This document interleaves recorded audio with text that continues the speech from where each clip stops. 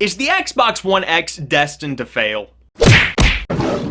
What's happening, guys? Sam Adams here, and welcome to the midweek update. And today's episode is going to be more of a discussion rather than me just covering a piece of video game news. But the Xbox One X is currently being shown off at GamesCom, and there was a very large press conference a couple of days back.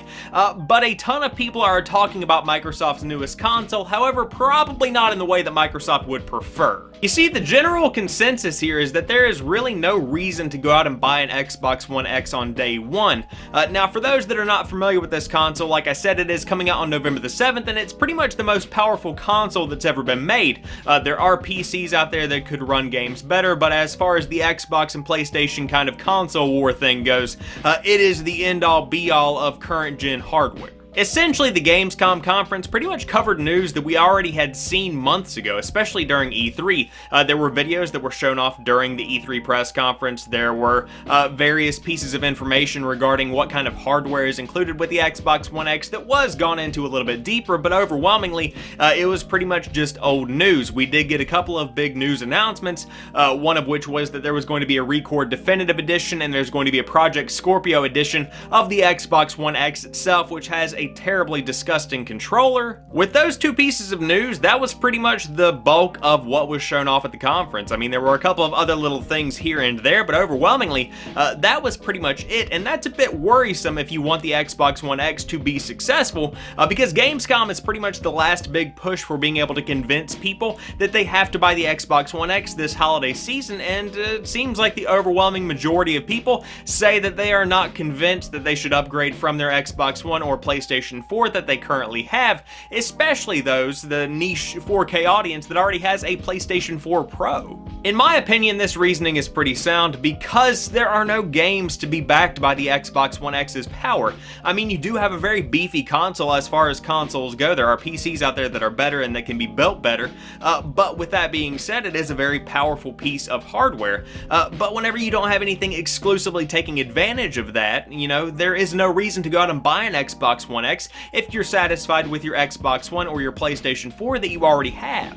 In my opinion, the big flagship title that is going to be on Xbox's radar this holiday season is going to be Forza 7, and that one is taking advantage of the Xbox One X, so that's pretty much going to be carrying the brunt of Microsoft's newest piece of hardware. Aside from that, you do have Cuphead, you do have Record Definitive Edition, and some games that have already come out, like I said, with Xbox One X support, but there really is no big push, you know, no big game coming out that is going to be a console seller, so to speak. Like we talked about last week, Crackdown 3 has been delayed into spring of 2018, and I truly do feel that if Crackdown 3 had been released alongside the Xbox One X, its sales certainly would have been higher because that is a very Xbox-centric brand, but without Crackdown 3, I'm not entirely sure how the Xbox One X is going to be received at launch. It just doesn't feel like it's going to do that well this holiday. In fact, I think Nintendo Switch is actually going to win if we're talking about what console is going to sell the most this coming fall and holiday season.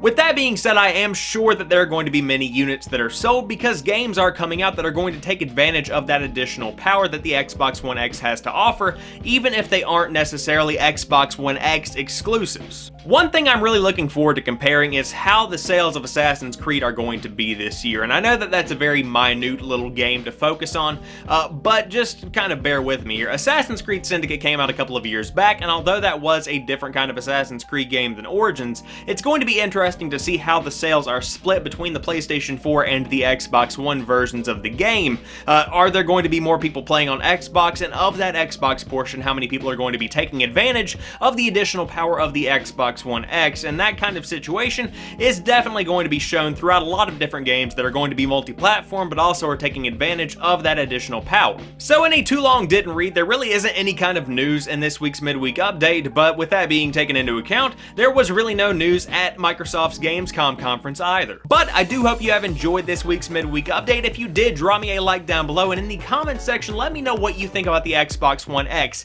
Is it going to do very well? Do you think that I'm going to be proven wrong? Do you think that Forza 7 is going to be the big console just selling millions of Xbox One X's this holiday?